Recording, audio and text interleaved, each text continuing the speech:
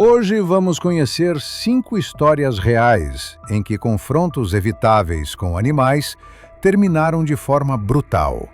Situações em que arrogância, descaso e abuso de autoridade tiveram consequências fatais. Número 1. A fiscal da associação e o jacaré do lago. Era 22 de agosto de 2016.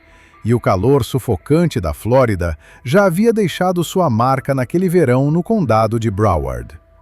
As altas temperaturas haviam sido associadas a 2 mortes nos meses anteriores, criando um clima de alerta constante entre os moradores.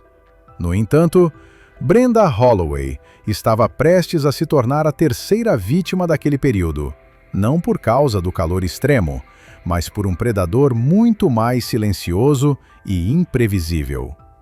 Brenda Holloway, com 62 anos de idade, havia dedicado 37 anos de sua vida profissional ao processamento de sinistros de seguros antes de se aposentar e mudar o foco de sua rotina para algo que, para ela, parecia igualmente importante: fiscalizar rigidamente as regras da associação de moradores do condomínio onde vivia. Desde que se aposentara, Brenda assumira espontaneamente o papel de guardiã das normas comunitárias. Em apenas 3 anos, ela construiu uma reputação que era amplamente conhecida entre os vizinhos.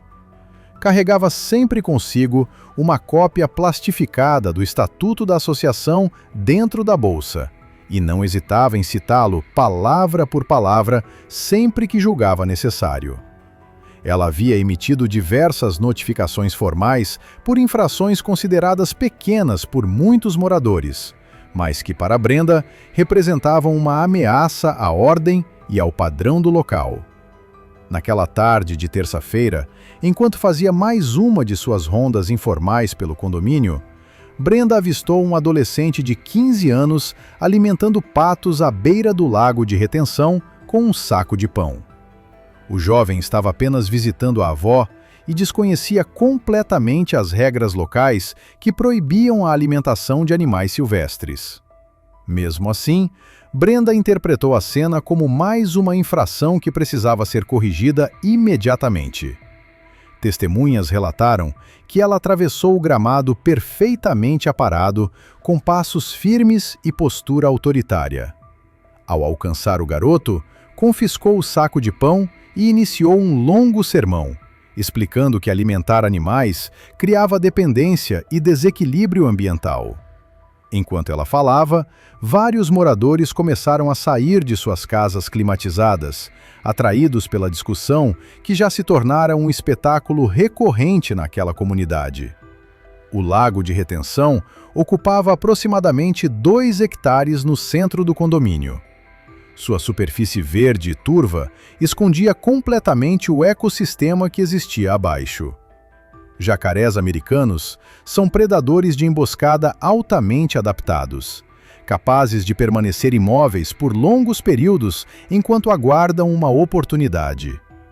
Adultos frequentemente atingem entre 3 e 3,5 metros de comprimento, mantendo força suficiente para matar com facilidade. Quando capturam uma presa, realizam o chamado giro da morte, um movimento violento usado para desorientar, rasgar tecidos e fraturar ossos. Determinada a demonstrar autoridade até o fim, Brenda caminhou diretamente até a borda do lago, segurando o saco de pão confiscado. A água parecia completamente calma, sem qualquer sinal visível de perigo. Ela subiu no muro de contenção de concreto e se inclinou para frente, decidida a lançar o pão no centro do lago, longe da margem, onde acreditava que nenhum animal conseguiria alcançá-lo. No exato momento em que estendeu o braço sobre a água, o ataque aconteceu sem qualquer aviso. Um jacaré emergiu de uma área rasa logo abaixo do muro, fechando as mandíbulas ao redor do antebraço direito de Brenda com força esmagadora. O impacto a fez perder o equilíbrio, e o peso do animal, posteriormente estimado em cerca de 3,5 metros, a puxou violentamente para dentro da água turva. Os gritos de Brenda ecoaram por todo o condomínio, enquanto o jacaré a submergia quase imediatamente, iniciando movimentos rápidos e violentos de rotação. Moradores assistiram horrorizados enquanto ela desaparecia sob a superfície agitada. Brenda conseguiu emergir por poucos segundos, ofegante, debatendo-se apenas com o braço esquerdo, enquanto o sangue se espalhava rapidamente pela água. As lesões no braço direito eram catastróficas. O jacaré manteve a mordida firme e executou novos giros curtos e brutais, arrancando tecido e quebrando ossos. As tentativas desesperadas de Brenda de alcançar o concreto do muro foram completamente inúteis diante da força do animal. Ela foi puxada para baixo novamente quase imediatamente, e a luta terminou. Todo o ataque durou menos de 2 minutos. O adolescente correu até a casa mais próxima e ligou para o serviço de emergência. Agentes chegaram cerca de 12 minutos depois, seguidos por oficiais ambientais com equipamentos especializados. O jacaré havia desaparecido com o corpo, obrigando as equipes a aguardar até o anoitecer para iniciar a recuperação. Os restos mortais de Brenda foram encontrados às 7h30 da noite após a localização e eutanásia de um jacaré considerado responsável. O laudo apontou morte por trauma massivo e afogamento. Análises posteriores confirmaram que anos de alimentação irregular por moradores haviam habituado os jacarés à presença humana, criando um ambiente extremamente perigoso. Após o incidente, o condomínio instalou cercas reforçadas com aproximadamente 1,80 m de altura ao redor do lago, além de placas de advertência em inglês e espanhol. Embora nenhuma admissão formal de responsabilidade tenha sido divulgada, o caso se tornou um lembrete brutal de que certas fronteiras naturais jamais devem ser ultrapassadas. Número 2. A influencer e o leão adormecido. Pouco tempo depois, do outro lado do mundo, na África do Sul, outra mulher descobriria da pior forma possível que o rei da savana não tolera desrespeito. Era 3 de maio de 2017, e o sol africano castigava uma reserva privada, lançando sombras duras sobre a vegetação seca e silenciosa da savana. Madison McCrae tinha 27 anos e era natural de Phoenix, no Arizona. Trabalhava no varejo e era conhecida entre colegas e supervisores por exigir atenção da gerência por questões consideradas triviais. Pessoas próximas afirmavam que ela cultivava um forte senso de direito, acreditando que o mundo deveria se ajustar às suas expectativas. Após economizar durante anos com trabalhos temporários, Madison financiou sua primeira viagem internacional, deixando os United States para realizar um safari na África do Sul. Ela optou pelo pacote mais barato disponível, mas rapidamente deixou claro que não estava satisfeita. Passou grande parte do tempo reclamando das acomodações, da programação e do que considerava um serviço abaixo do padrão que imaginava merecer. Para Madison, a viagem era menos sobre observar a vida selvagem e mais sobre produzir imagens impactantes para suas redes sociais.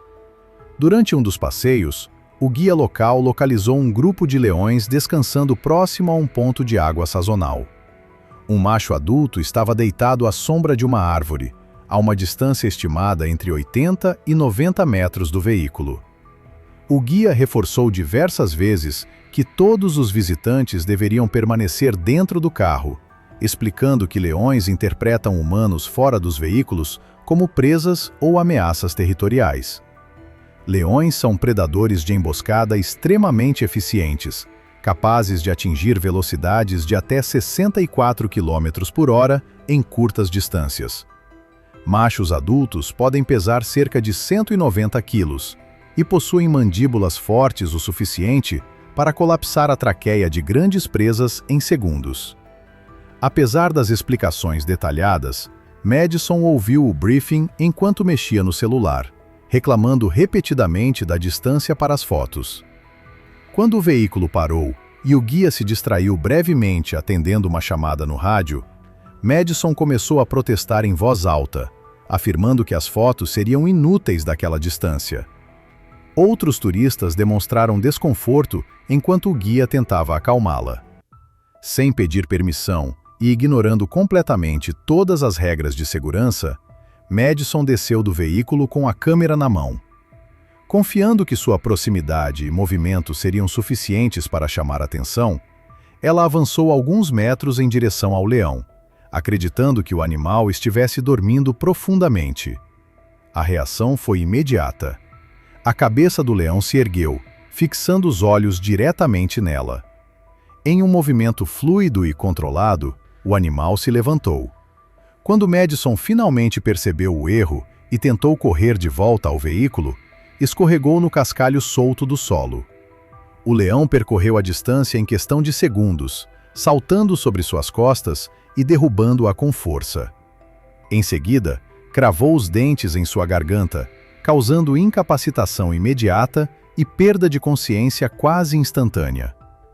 A pressão da mordida, somada à queda, resultou em trauma cervical severo. O leão então arrastou o corpo de Madison até uma área de vegetação mais densa, comportamento típico para afastar a presa de possíveis ameaças. Os turistas assistiram em silêncio absoluto, incapazes de reagir. Rangers armados chegaram aproximadamente 14 minutos depois e afastaram o animal com disparos de advertência. Madison foi declarada morta no local. O exame posterior apontou a causa da morte como asfixia por colapso da traqueia, associada a trauma contundente no pescoço. A investigação concluiu que todos os protocolos haviam sido seguidos corretamente e que a decisão de sair do veículo foi exclusivamente da vítima. O leão não foi sacrificado, sendo considerado que agiu de acordo com seus instintos naturais. Número 3. A consultora de recursos humanos e o crocodilo do rio. Na Austrália, outro caso demonstraria como a combinação de arrogância, descaso com regras e subestimação da natureza pode terminar de forma rápida e brutal. Era 22 de julho de 2016 e as águas turvas do rio Daintree, no estado de Queensland, guardavam segredos que já haviam custado inúmeras vidas ao longo de milhares de anos. Aquele ecossistema antigo era território absoluto de um dos predadores mais eficientes do planeta, e Carla Wenrick estava prestes a descobrir isso da pior maneira possível. Carla Wenrick tinha 41 anos e trabalhava como consultora de recursos humanos em Sydney. Dentro de sua empresa, era conhecida por sua personalidade agressiva, por não aceitar negativas e por registrar reclamações constantes sobre qualquer serviço que julgasse abaixo do que considerava aceitável. Colegas descreviam Carla como alguém que transformava qualquer interação em uma disputa de poder, alguém que jamais recuava de um confronto, independentemente do contexto. A viagem para Queensland representava sua primeira folga real em 3 anos, financiada após uma promoção recente. Segundo colegas, Carla escolheu o passeio pelo rio Daintree após ler avaliações online que prometiam encontros próximos com crocodilos de água salgada. Seu objetivo não era apenas observar os animais, mas capturar imagens dramáticas para suas redes sociais, que ela utilizava tanto para documentar viagens quanto para criticar publicamente empresas e serviços que não atendiam às suas expectativas. O rio Daintree serpenteia por uma das florestas tropicais mais antigas do mundo, um ambiente onde crocodilos de água salgada reinam como predadores de topo. Esses répteis podem atingir até 6 metros de comprimento, pesar mais de 1.000 quilos e possuem uma força de mordida superior a 1.600 quilos por centímetro quadrado. São predadores de emboscada, que dependem de posicionamento, paciência e explosões rápidas de movimento, tanto dentro da água quanto na margem. O guia do passeio, Jaime, era um morador local experiente que conduzia cruzeiros pelo rio havia 15 anos sem incidentes graves. Naquela manhã, ele foi extremamente claro durante as instruções de segurança dadas aos 12 passageiros. Todos deveriam permanecer sentados o tempo inteiro, manter distância da água e jamais se inclinar sobre as bordas do barco. Jaime apontou marcas recentes de deslizamento nas margens lamacentas, evidência clara de crocodilos grandes se movendo entre a água e a terra, e explicou que a água turva tornava impossível identificar animais submersos. Enquanto alguns passageiros ouviam com atenção e demonstravam preocupação, outros perceberam Carla revirando os olhos e murmurando comentários sobre o que chamava de exagero por parte do guia. Cerca de 20 minutos após o início do passeio, Jaime avistou um enorme crocodilo de água salgada próximo a uma árvore caída, com apenas os olhos e as narinas visíveis acima da superfície. Ele estimou que o animal tivesse aproximadamente 5,5 metros de comprimento e explicou que provavelmente se tratava de um macho territorial. O barco manteve uma distância segura de cerca de 45 metros, mas isso não foi suficiente para Carla. Ela começou a reclamar em voz alta, afirmando que estavam longe demais para conseguir boas fotos. Ignorando as explicações sobre segurança, acusou o guia de impedir deliberadamente a experiência dos turistas. À medida que outros passageiros se afastavam das grades, conforme orientado, Carla ficou cada vez mais irritada. Convencida de que crocodilos eram lentos e só atacavam quando provocados, Carla se levantou e caminhou até a borda do barco.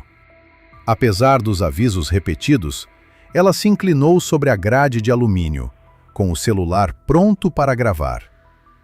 Jaime desligou o motor imediatamente e ordenou que ela se sentasse, avançando em sua direção e tentando segurar seu braço, mas Carla o ignorou completamente. Inclinando-se ainda mais, Carla começou a bater na superfície da água com a palma da mão, tentando provocar uma reação do crocodilo para o vídeo. Os outros turistas assistiam em choque, enquanto alguns imploravam para que ela parasse. Jaime tentou religar o motor para afastar o barco, mas, naquele momento, o predador já havia se reposicionado silenciosamente sob a água, guiado pelas vibrações e perturbações. O ataque ocorreu sem qualquer aviso visível. O crocodilo havia submergido e se aproximado por baixo do barco. Em um único movimento explosivo, emergiu exatamente abaixo de onde Carla estava inclinada. Suas mandíbulas enormes, revestidas por mais de 60 dentes cônicos, projetados para agarrar e esmagar, se fecharam sobre a parte inferior do corpo dela. A força do impacto dobrou o corpo de Carla violentamente sobre a grade, puxando seu centro de gravidade para fora do barco. Testemunhas relataram ter ouvido um estalo alto no momento em que as mandíbulas se fecharam, som compatível com fraturas severas, posteriormente confirmadas no laudo médico. O sangue começou a se espalhar rapidamente pela superfície da água enquanto o crocodilo iniciava o giro da morte. De acordo com o padrão das lesões, acredita-se que a coluna de Carla tenha se partido durante a primeira rotação, seu corpo torcendo de maneira antinatural enquanto o enorme animal girava. Em poucos segundos, ela foi completamente arrastada para baixo, e a água ao redor se tornou vermelha, enquanto o crocodilo continuava seu comportamento predatório. Os passageiros ficaram paralisados, enquanto a água fervilhava com o movimento. Por instantes, era possível ver a cauda maciça do crocodilo rompendo a superfície. Todo o ataque durou menos de 30 segundos, desde o primeiro impacto até a submersão final. Jaime acionou imediatamente os serviços de emergência. Vários passageiros relataram que o celular de Carla desapareceu na água durante o ataque, não restando qualquer registro visual utilizável. Equipes de resgate chegaram cerca de 20 minutos depois, mas não havia nada a ser feito além de iniciar as buscas. O crocodilo havia desaparecido nas profundezas do rio, comportamento típico de um animal que retorna a um local submerso para consumir a presa. O corpo de Carla foi encontrado no dia seguinte, preso a um galho submerso a quase 800 metros rio abaixo. O laudo do legista documentou trauma massivo na região do tronco e da pelve, com fraturas em espiral características de força rotacional extrema. A causa da morte foi listada como perda massiva de sangue, com afogamento como fator contribuinte. O caso recebeu apenas cobertura regional breve, com autoridades destacando que a vítima havia ignorado múltiplos avisos de segurança.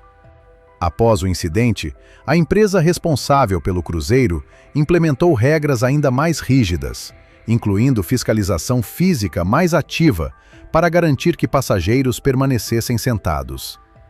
A família de Carla apagou discretamente suas contas em redes sociais, enquanto o rio Daintree seguia silencioso, testemunha indiferente da consequência fatal de provocar um dos predadores mais pacientes da natureza. Número 4. A turista e o dragão de Komodo. Na Indonésia, outro episódio mostraria como desprezar avisos oficiais em ambientes selvagens pode ter consequências irreversíveis. Era 11 de setembro de 2016, no setor Loliang do Parque Nacional de Komodo, uma região marcada por terreno vulcânico, vegetação seca e calor intenso. Naquela manhã, o ar parecia vibrar sob o sol forte, enquanto grupos de turistas se reuniam próximos à base dos guardas florestais, sem imaginar que, poucas horas depois, aquele mesmo cenário seria palco de um ataque fatal. Marabel Quayle tinha 44 anos e trabalhava como coordenadora de compras em Perth, na Austrália. Entre colegas, era conhecida por sua independência teimosa e por tratar orientações e regras como sugestões opcionais.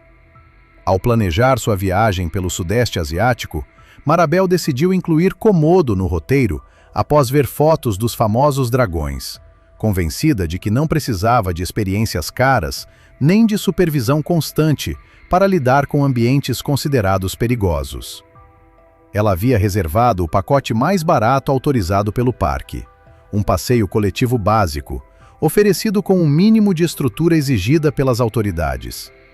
Pessoas próximas afirmavam que Marabel se orgulhava de ser prática e direta, rejeitando o que chamava de teatro turístico, criado apenas para justificar taxas extras.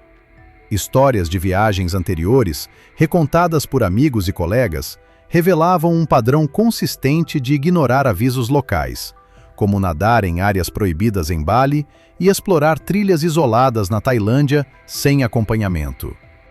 A visita ao Parque Nacional de Komodo era, para ela, o ponto alto da viagem. Marabel chegou vestindo chinelos vermelhos chamativos e demonstrou pouco interesse na palestra de segurança obrigatória. Posicionada no fundo do grupo, ela checava o celular enquanto os guardas explicavam os riscos associados ao maior lagarto do mundo. Dragões de Komodo são predadores de topo que podem atingir entre 2 metros e 70 centímetros e 3 metros de comprimento e ultrapassar 68 quilos. Possuem dentes serrilhados capazes de causar lacerações profundas e glândulas de veneno que liberam substâncias anticoagulantes, intensificando hemorragias rapidamente após uma mordida. Embora infecções bacterianas não sejam mais consideradas o principal mecanismo de morte, ainda representam um risco secundário significativo. Durante o briefing, o guarda-chefe foi explícito.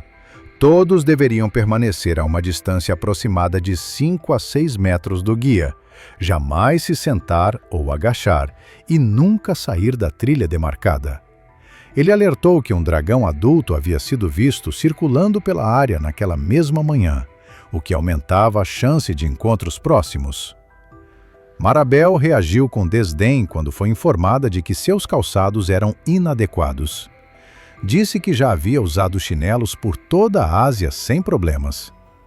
Quando o guarda mencionou que cores vivas, cheiros fortes e ferimentos abertos aumentavam o risco, ela riu em voz alta, minimizando as orientações.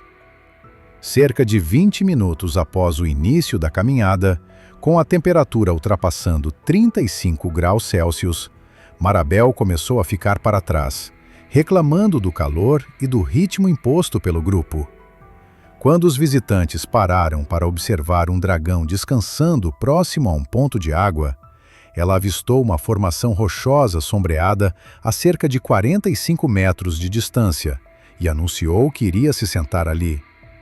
O guarda ordenou que ela retornasse imediatamente, mas Marabel ignorou o comando e continuou andando. Ao chegar ao local, sentou-se, retirou os chinelos e começou a passar protetor solar, completamente alheia ao ambiente ao redor. O que ela não sabia era que um dragão adulto vinha se movendo intermitentemente por aquele corredor desde as primeiras horas da manhã, seguindo trilhas de cheiro deixadas por presas recentes. O animal emergiu silenciosamente da vegetação baixa atrás dela. Quando Marabel finalmente o percebeu, tentou espantá-lo com um dos chinelos, um movimento brusco que foi interpretado como estímulo. O dragão atacou a partir de um desnível raso do terreno, cravando os dentes no pé esquerdo dela. As lâminas serrilhadas penetraram profundamente e Marabel gritou de dor. O veneno anticoagulante começou a agir quase imediatamente, intensificando a perda de sangue e reduzindo sua capacidade de reação em poucos minutos. Ela caiu para trás enquanto o animal soltava e recuava brevemente, comportamento típico antes de novos ataques. O sangue se acumulou sob seu corpo enquanto o choque começava a se instalar. Tentando se arrastar, Marabel acabou atraindo um segundo dragão, que chegou de forma independente, guiado pelo cheiro forte de sangue. Os ataques seguintes ocorreram em investidas curtas e violentas, com os animais recuando entre as mordidas. Quando os guardas localizaram Marabel, mantiveram distância e utilizaram ferramentas padrão de dissuasão, como bastões bifurcados e comandos verbais altos, procedimentos projetados para redirecionar os dragões sem provocar uma escalada do ataque.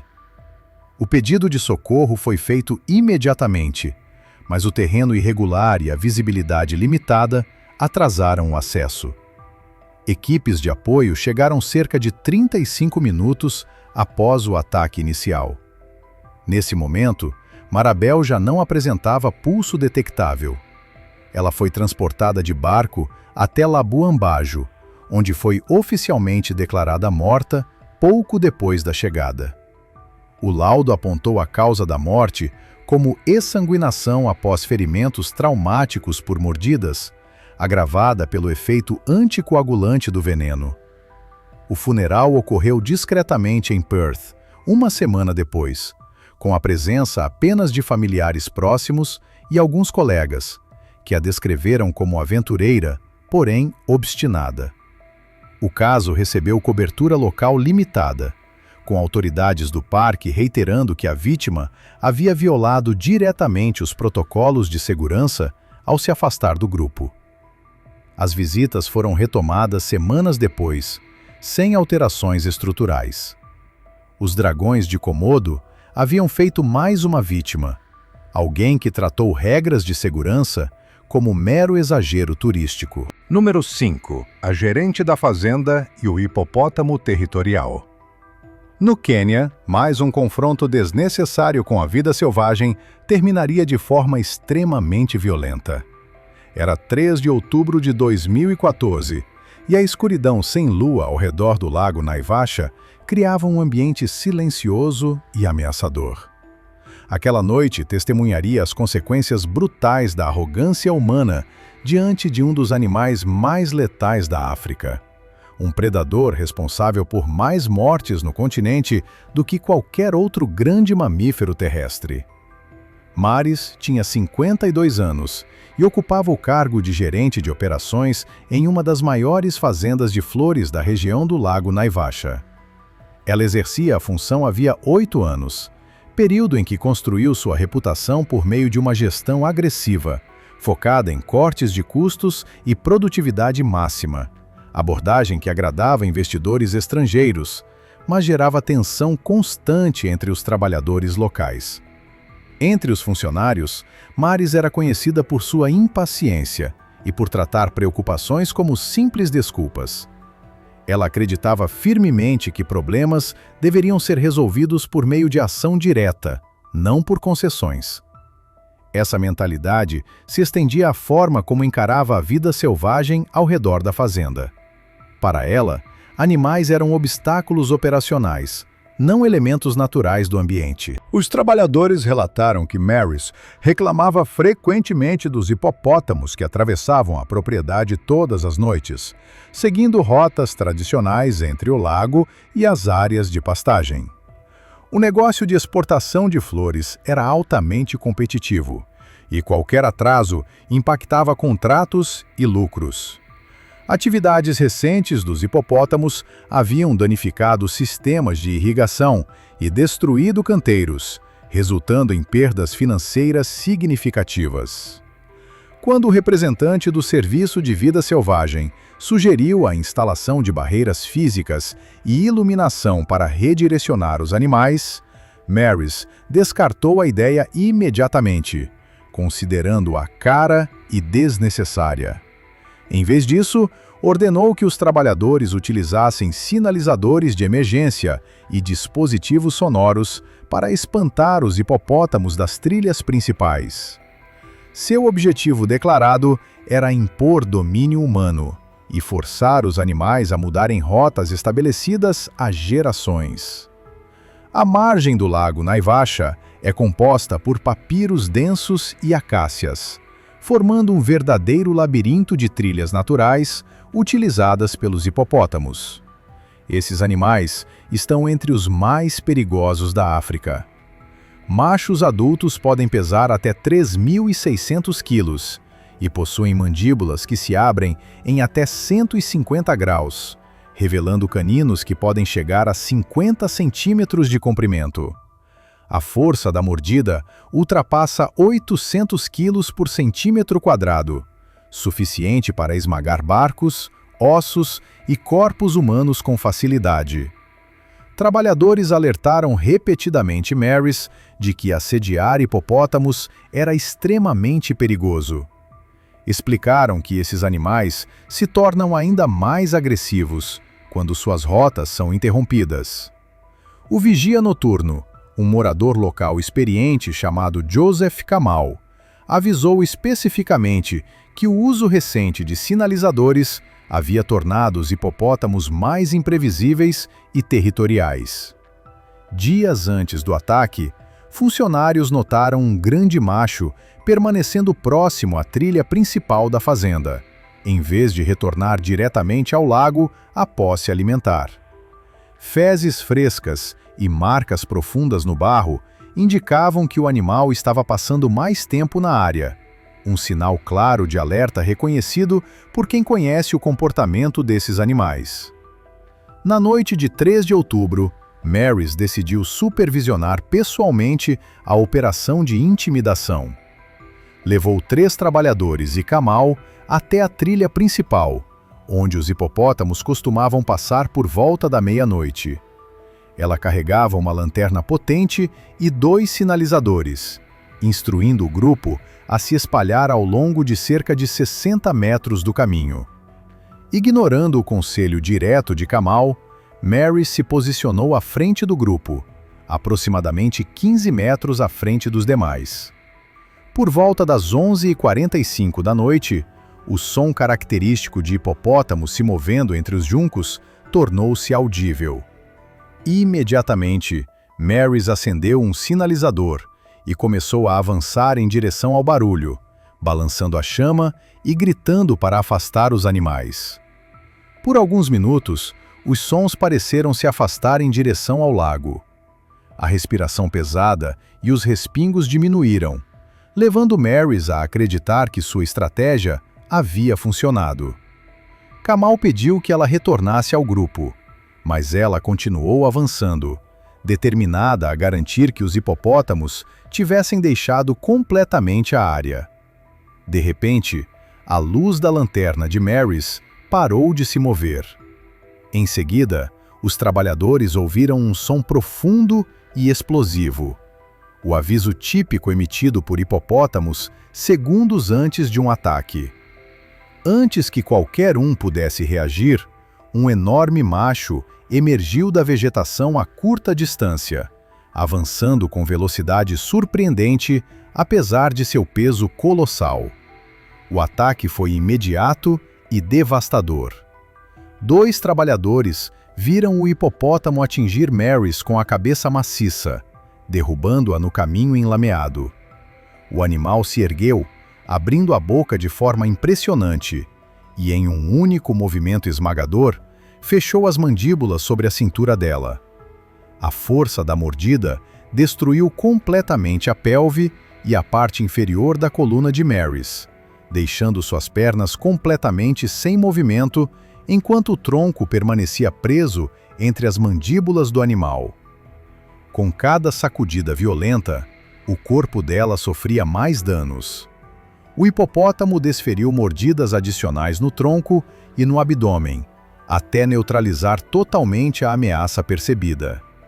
Os trabalhadores assistiram paralisados, enquanto o corpo de Mary's era lançado para o lado, roupas rasgadas e encharcadas de sangue. O hipopótamo bufou alto, marcando o território, antes de recuar lentamente em direção ao lago. Todo o ataque durou menos de 1 minuto. Após eliminar o intruso, o animal retornou à água, deixando para trás um corpo severamente mutilado e uma poça de sangue se espalhando pelo caminho. Kamal correu em direção às instalações da fazenda para pedir ajuda, enquanto a segurança acionava os serviços de emergência.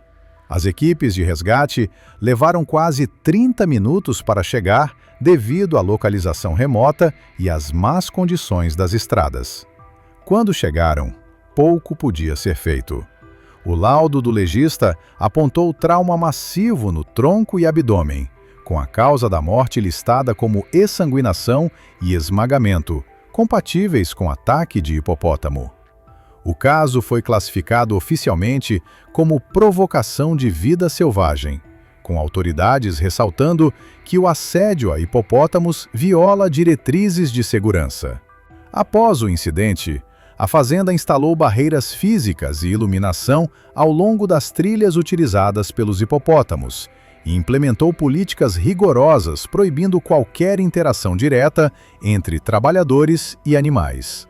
O lago Naivasha permaneceu silencioso, indiferente a mais uma lição trágica sobre os limites que jamais deveriam ser ultrapassados. Essas histórias deixam um recado claro e difícil de ignorar. Em todos esses casos, não foi a natureza que falhou. Foram escolhas humanas que transformaram situações controláveis em tragédias irreversíveis. Animais selvagens não reconhecem status, autoridade ou indignação. Eles respondem apenas a instinto, território e sobrevivência. Quando regras existem em ambientes naturais, elas não são criadas para limitar experiências, mas para manter pessoas vivas. Ignorá-las, subestimá-las ou tratá-las como exagero é apostar contra forças que não se importam com intenções. Seja em um condomínio, uma reserva africana, um rio australiano ou uma ilha remota, a lição é sempre a mesma. A natureza não negocia, não perdoa e não dá segundas chances. Se tiver gostado do vídeo, deixe seu like e inscreva-se em nosso canal para acompanhar todas as novidades. Te encontra em um desses vídeos que estão aparecendo agora na sua tela. Cuidem-se, pessoal!